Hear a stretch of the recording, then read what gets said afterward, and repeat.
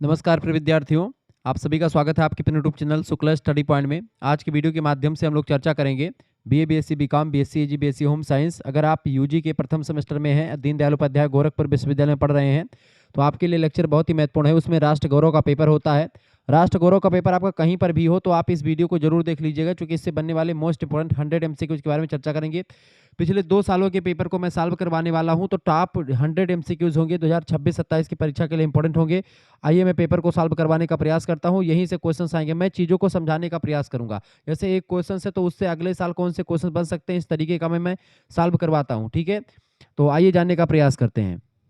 चलिए, पेपर आपकी स्क्रीन पर आ चुका है। पेपर है भैया दीनदयाल उपाध्याय गोरखपुर विश्वविद्यालय का। इसको समझने का प्रयास करते हैं। ये आपका है राष्ट्र गौरव का पेपर। लीलावती के रचनाकार हैं। लीलावती के रचनाकार बताएं। लीलावती एक ग्रंथ है जिसको लिखा है भास्कराचार्य ने। किसने लिखा लीलावती ग्रंथ को? भास्कराचार्य ने लिखा है। यह ग्रंथ प्राचीन भारतीय गणित का एक उत्कृष्ट उदाहरण है जो मुख्य रूप से अंक गणित से रिलेटेड है। तो आपसे पूछेगा कि लीलावती ग्रंथ जो है किस विषय से संबंधित है, तो ये अंक गणित से रिलेटेड है। ये बात ध्यान रखें, किसने लिखा है? भास्कराचार्य जी ने इसको लिखा है। ठीक है, आगे देखते हैं। बामन की अगर बात की तो बामन जो है रीति संप्रदाय के प्रवर्तक हैं। रीति संप्रदाय जो है यानी काव्य में रीति को आत्मा स्वीकार करते हैं। ठीक है, बामन रीति संप्रदाय के प्रणेता हैं। दंडी की बात की तो दंडी एक भारतीय काव्य शास्त्री हैं। कौटिल्य एक जो हैं वो प्रधानमंत्री थे किसके? चंद्रगुप्त मौर्य के। कौटिल्य का पूरा नाम है विष्णुगुप्त और इनका उपनाम है एक चाणक्य के नाम से मशहूर हैं। इनकी रचना अर्थशास्त्र बड़ी फेमस है। तो ये सब प्रश्न परीक्षा में आ सकते हैं। दूसरा क्वेश्चन, अर्थशास्त्र के रचनाकार कौन है? अर्थशास्त्र के रचनाकार कौन है बेटा? कौटिल्य। यानी अर्थशास्त्र के लेखक कौन है? इसके लेखक हैं कौटिल्य यानी चाणक्य यानी विष्णुगुप्त इनको कह सकते हैं। ठीक है, नेक्स्ट क्वेश्चन आपके स्क्रीन पर आ चुका, विष्णुगुप्त। ठीक है, ये बात ध्यान रखेंगे। ये जो है राजनीति, कूटनीति और राज व्यवस्था का एक बढ़िया दस्तावेज है इनकी पुस्तक। तीसरा प्रश्न आपके स्क्रीन पर आ चुका है, श्रृंगार शतक के रचनाकार कौन है? श्रृंगार शतक बताएं। श्रृंगार शतक रचना है भर्तृहरि की। भर्तृहरि जो है एक बहुत अच्छे संस्कृत के विद्वान रहे हैं, राजा भी रहे हैं। तो 3 प्रसिद्ध ग्रंथ इन्होंने लिखे थे। 3 शतक इनको लिखे गए हैं। एक है श्रृंगार शतक, एक है इनका नीति शतक और एक है वैराग्य शतक। 3 शतक लिखे हैं, श्रृंगार शतक, नीति शतक और वैराग्य शतक। किसने लिखा है? भर्तृहरि राजा थे। ठीक है, option number B correct answer होगा। चौथा क्वेश्चन आप देखेंगे, मनुस्मृति के रचनाकार हैं। मनुस्मृति के रचनाकार कौन है? स्वयं मनु ही हैं। ठीक है, दुनिया के पहले मानव मनु को माना जाता है। ठीक है, मानव धर्मशास्त्र का सबसे प्राचीन और आधारभूत ग्रंथ जो है मनुस्मृति माना जाता है। अगला क्वेश्चन आप देखेंगे, पांचवा प्रश्न है आपका, स्मृतियां हैं। स्मृतियां धर्मशास्त्र होती हैं या फिर बिल्कुल स्मृतियां एक धर्मशास्त्र होती, काम शास्त्र नहीं है, योग शास्त्र भी नहीं, न ज्ञान शास्त्र है। स्मृतियां ये धर्मशास्त्र होती हैं। इसमें आचार विचार नियम वगैरह कैसे करने हैं, कर्तव्य कैसे आपको पालन करना है, कौन से काम कर्म अच्छे कौन से बुरे हैं, सब लिखा हुआ है धर्मशास्त्र में, स्मृतियों में। छठा क्वेश्चन प्रश्न आपका आ चुका, अष्टांग हृदय के रचनाकार कौन है? अष्टांग हृदय के रचनाकार फटाफट से आप बताने का प्रयास करेंगे। अष्टांग हृदय के रचनाकार है बाघभट्ट। ऑप्शन नंबर इसका करेक्ट आंसर क्या हो जाएगा? बी ऑप्शन, बाघभट्ट जो है इसके रचनाकार हैं। ठीक है, बी ऑप्शन करेक्ट आंसर हो जाएगा। आयुर्वेद चिकित्सा का एक बढ़िया ग्रंथ है अष्टांग हृदय। ठीक है, ये बात आप ध्यान रखेंगे। आगे देखते हैं अगला क्वेश्चन। 17वां नंबर प्रश्न आपका आ चुका, सम्रांगण सूत्रधार। सम्रांगण सूत्रधार इसके लेखक कौन है? वास्तुशास्त्रीय ग्रंथ है ये, वास्तुशास्त्रीय ग्रंथ है सम्रांगण सूत्रधार। इसकी रचना किसने करी है? राजा भोज ने स्वयं लिखी है इसको। प्राचीन भारतीय वास्तुकला और विमान बनाने की एक विधि जो है सम्रांगण सूत्रधार में, विमान कैसे बनाया जाता है, एरोप्लेन, उसके बारे में जानकारी मिलती है। अगला क्वेश्चन से 8वां नंबर प्रश्न है, जय रूप क्या है? जय रूप महाभारत का पुराना नाम है। जय जय संहिता महाभारत को पहले कहा जाता था। ठीक है, ऑप्शन नंबर इसका ए करेक्ट आंसर हो जाएगा। ठीक है, जय संहिता जिसमें पांडवों की अधर्म पर विजय यानी कौरवों पर विजय प्राप्त करते हो। ठीक है, रामायण महाभारत के रचयिता कौन है? महर्षि वेदव्यास। प्रश्न आ सकता है, रामायण के रचयिता कौन है? तो वाल्मीकि जी हैं। संस्कृत भाषा में दोनों लिखा गया है। रामायण आपका कांड में बटा हुआ है। आपसे पूछेगा रामायण किस में बटा, तो रामायण कांड में बटा हुआ है, जबकि महाभारत आपका पर्व में बटा हुआ। किसमें? महाभारत पर्व में बटा हुआ, पर्व में। ठीक है, भगवत गीता किस पर्व में है? तो भीष्म पर्व में है। ठीक है, आगे देखेंगे। 9वां नंबर प्रश्न आपके स्क्रीन पर आ चुका है, नीति शतक के रचयिता। नीति शतक, नीति शतक के रचयिता कौन है? भर्तृहरि। नीति शतक, वैराग्य शतक और आपका और एक शतक है। ठीक है, नीति शतक, वैराग्य शतक और आपका है एक श्रृंगार शतक। तीनों रचनाएं भर्तृहरि, राजा भर्तृहरि की हैं। ए ऑप्शन करेक्ट आंसर होगा। 10वां क्वेश्चन आपका आ चुका, भारतीय संस्कृति है। भारतीय संस्कृति बताएं। भारतीय संस्कृति कौन सी इनमें से बताएं? भारतीय संस्कृति समन्वय मूलक संस्कृति। भारतीय संस्कृति समन्वय मूलक है, क्योंकि इसमें तमाम प्रकार की संस्कृतियां जो होती हैं वो एक में मिलकर जुल करके रहती हैं। 11 नंबर क्वेश्चन आपका आ चुका, धर्म की प्रतिमूर्ति है। धर्म की प्रतिमूर्ति बताएं। धर्म की प्रतिमूर्ति भगवान श्री रामचंद्र स्वयं है। धर्म की प्रतिमूर्ति है मर्यादा पुरुषोत्तम प्रभु श्री राम। ठीक है, रामो विग्रहवान धर्मः, यानी साक्षात धर्म का स्वरूप ये भगवान राम को माना गया है। क्या कहा गया है वाल्मीकि रामायण में?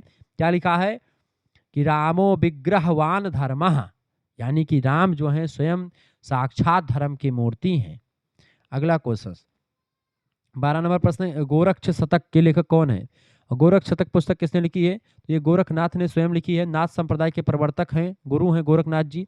ठीक है, योग पर आधारित रचना है गोरखनाथ की। ऑप्शन नंबर 1 करेक्ट आंसर हो जाएगा। अगला क्वेश्चन आप देखेंगे 13 नंबर प्रश्न है, आर्यभट्ट थे। आर्यभट्ट कौन थे बेटा? आर्यभट्ट एक गणितज्ञ हुआ करते थे। क्या थे आर्यभट्ट? गणितज्ञ थे। अर्थ आर्यभट्ट एक महान खगोल शास्त्री गणितज्ञ हैं जिन्होंने शून्य का आविष्कार किया, दशमलव पद्धति का आविष्कार किया। किसने? आर्यभट्ट साहब ने। आगे देखिए तानसेन कौन थे? तानसेन बताएं। तानसेन की बात की तो तानसेन जो थे एक संगीतज्ञ, मतलब कि संगीतज्ञ हुआ करते थे। मुगल सम्राट अकबर के नवरत्नों में से एक थे और शास्त्रीय संगीत के महान गायक हुआ करते थे तानसेन साहब। 15 नंबर प्रश्न, राज तरंगड़ी के लेखक कौन है? राज तरंगड़ी कल्हड़ की रचना है जो कश्मीर के इतिहास के बारे में विधिवत जानकारी देती है। अच्छा, बिल्हड़ की रचना का क्या नाम है? विक्रमांक देवचरित। ठीक है, विक्रमांक देवचरित। ठीक है, विक्रमांक देवचरित किसी रचना? बिल्हड़ की रचना है। ठीक है, ये बात आप ध्यान रखेंगे। आगे देखते हैं। अच्छा, काव्यादर्श किसी रचना है? दंडी की। श्रीमद् भगवद गीता अंश है। श्रीमद् भगवद गीता जो है ये महाभारत का अंश है। भीष्म पर्व महाभारत के भीष्म पर्व से रिलेटेड है। भीष्म पर्व, ठीक है, भीष्म पर्व में महाभारत संकलित है, बात आप ध्यान रखेंगे। आगे देखते हैं। अगला क्वेश्चन आपका आ चुका 17 नंबर, उपजीव काव्य है। उपजीव काव्य 17 नंबर बताएं। उपजीव काव्य, रामायण जो है उपजीव काव्य है एक। रामायण क्या है? उपजीव काव्य है रामायण। ठीक है, ठीक है। उपजीव काव्य का अर्थ होता है वह काव्य जिससे बाद में अन्य कवियों ने अपनी रचनाएं जो है लिखी हों और उसी से प्रेरित हुए हों। जैसे कि रामायण से ही प्रेरित आप देखते हैं कंबन हो गए, या फिर रामचरितमानस के लेखक तुलसीदास जी हो गए, सब रामायण से ही प्रेरित रचनाकार हैं जिन्होंने तमाम से, यानी ऐसी रचना उपजीव रचना कहलाती है जिसको देख करके बाद के कवियों ने और रचनाएं लिखी हों। ठीक है, मजा आ रहा होगा पढ़ने में ना? पता नहीं क्यों आप लोग हमारी वीडियो नहीं देख पाते हैं कि वीडियो वाले बच्चे, लेकिन सबसे अच्छा मैं ही आपके लिए बनाने का प्रयास करता हूं। इससे बेटर आपको कोई नहीं समझाने वाला है। पृथ्वी को कहा जाता है, पृथ्वी को क्या कहते हैं? पृथ्वी को यज्ञ वेदी कहा जाता है। पृथ्वी को क्या कहते हैं? यज्ञ वेदी कहते हैं। चूंकि आप देखते हैं वैदिक साहित्य में पृथ्वी को वेदी के समान पवित्र माना गया है और पृथ्वी पर ही आप देखते हैं आजकल भी यज्ञ होता तो बालू जो होती है उसको लगा करके फिर पृथ्वी पर ही यज्ञ होता संभव माना जाता है। 19 नंबर, किसी राष्ट्र की सबलता का प्रमाण मिलता है। किसी राष्ट्र की सबलता का प्रमाण जो है सबल जनशक्ति से मिल सकता है, समृद्ध ऐतिहासिक विरासत से मिल सकता है और सांस्कृतिक और बौद्धिक संपन्नता से भी मिल सकता है। करेक्ट आंसर हो जाएगा डी ऑप्शन, उपरोक्त सभी इसका करेक्ट आंसर है। आगे देखेंगे 20 नंबर प्रश्न आपका, रामायण का मुख्य रस कौन सा है? रामायण का मुख्य रस है आपका करुण रस। करुण रस जो है रामायण का मुख्य रस है आपका। ठीक है, ए ऑप्शन करेक्ट आंसर हो जाएगा। वाल्मीकि रामायण की उत्पत्ति शोक से हुई है, इसलिए इसका प्रधान रस करुण रस माना जाता है। ठीक है, अगला क्वेश्चन 21 नंबर, वैदिक कालीन जीवन में कितने आश्रम थे? 4 आश्रम थे। कौन कौन से आश्रम थे? पहला आश्रम था ब्रह्मचर्य आश्रम, दूसरा आश्रम कौन सा था? गृहस्थ आश्रम, तीसरा आश्रम कौन सा था? वानप्रस्थ आश्रम, चौथा आश्रम आपका था संन्यास आश्रम। ठीक है, संन्यास आश्रम, ये बात आप ध्यान रखेंगे। 0 से लेकर के 25 साल तक जो था आपका गृह जो है ब्रह्मचर्य आश्रम, 25 से लेकर के आपका 50 वर्ष तक गृहस्थ आश्रम, 50 से लेकर के 75 तक आपका वानप्रस्थ यानी जंगल की ओर प्रस्थान करना, वानप्रस्थ माने होता है जंगल की ओर जाना।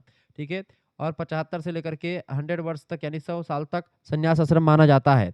ठीक है, आगे देखते हैं। 22 नंबर प्रश्न आपका है, उपनिषद उपनिषद शब्द में उपसर्ग है। उपनिषद शब्द में कौन सा उपसर्ग लगा हुआ है? 22 नंबर करेक्ट आंसर क्या हो जाएगा? उपसर्ग में जो उप और निह, दो उपसर्गों का प्रयोग किया गया है, सद धातु से मिलकर के बना हुआ है। तो उप और निह शब्द, उप और निह दोनों प्रकार के उपनिषद का प्रयोग किया गया है, एक उप भी और निह, ठीक है, दोनों से बना हुआ है। आगे देखें, वेद है, वेदों की संख्या कितनी है? 4 वेद है। कौन कौन से वेद हैं? आपका सबसे पुराना वेद है ऋग्वेद, फिर आपका उसके बाद में यजुर्वेद, फिर आपका सामवेद, फिर आपका अथर्ववेद। अथर्ववेद सबसे नया वेद है, ये तीनों वेद त्रयी में शामिल है, जबकि अथर्ववेद वेद त्रयी में शामिल नहीं, तो ये भी प्रश्न आ सकता है। वेदों की संख्या 4 है।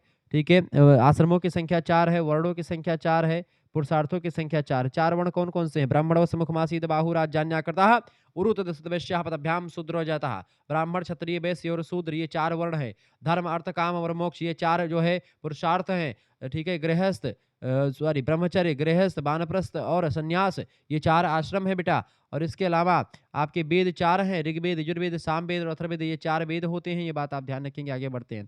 सबसे प्राचीनतम वेद कौन सा? ऋग्वेद सबसे प्राचीनतम वेद है। ऑप्शन नंबर इसका ए करेक्ट आंसर हो जाएगा। ऋग्वेद में ही गायत्री मंत्र का उल्लेख है, सरस्वती नदी का उल्लेख है, इंद्र का सबसे अधिक बार उल्लेख किया गया वेदों में।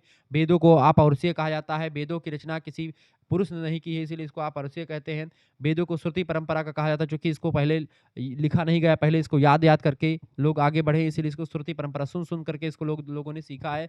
फिर जब लिपि का विकास हुआ तब वेदों को लिखा गया है, ये बात आप ध्यान रखेंगे। सबसे प्राचीनतम वेद आपका ऋग्वेद हो जाएगा। Option number A correct answer है। ऋग्वेद में क्या है? ऋग्वेद में मंत्रों का उल्लेख है, सभी देवी देवताओं का आवाहन लिखा हुआ है, जैसे ओम स्वस्ति न इंद्रो विदस्रवाः स्वस्ति न पूषा विश्ववेदाः, ऐसे लिखा हुआ है। तो ऋग्वेद जो है एक कैसा मंत्र है? ऋग्वेदों में देवताओं के आवाहन का मंत्र लिखा हुआ है। यजुर्वेद क्या है? यजुर्वेद में यज्ञ की कैसे करवाएंगे, यज्ञ की वेदी कैसे बनेगी, पूरा का पूरा कर्मकांड का प्रावधान लिखा हुआ है। सामवेद की बात की तो सामवेद क्या है बेटा? सामवेद में क्या लिखा हुआ है? सामवेद जो है ये एक प्रकार से संगीत शास्त्र का जनक कहा जाता है, यानी इसको भारतीय संगीत शास्त्र का जनक माना जाता है सामवेद को। इसमें संगीत के सारे गामा पधनी से लेकर के, ठीक है, सारे जितने भी लय ताल धुन इतने भी निकलते हैं भारतीय संगीत के, वो सब सामवेद में आपको मिल जाएंगे। अथर्ववेद बच रहा है आपका। अथर्ववेद की बात की, नया वेद है ये, तीनों वेदों के बाद में आया है, ठीक है, इसलिए इसको वेदत्रयी में वेदत्रयी में कौन से वेद शामिल हैं?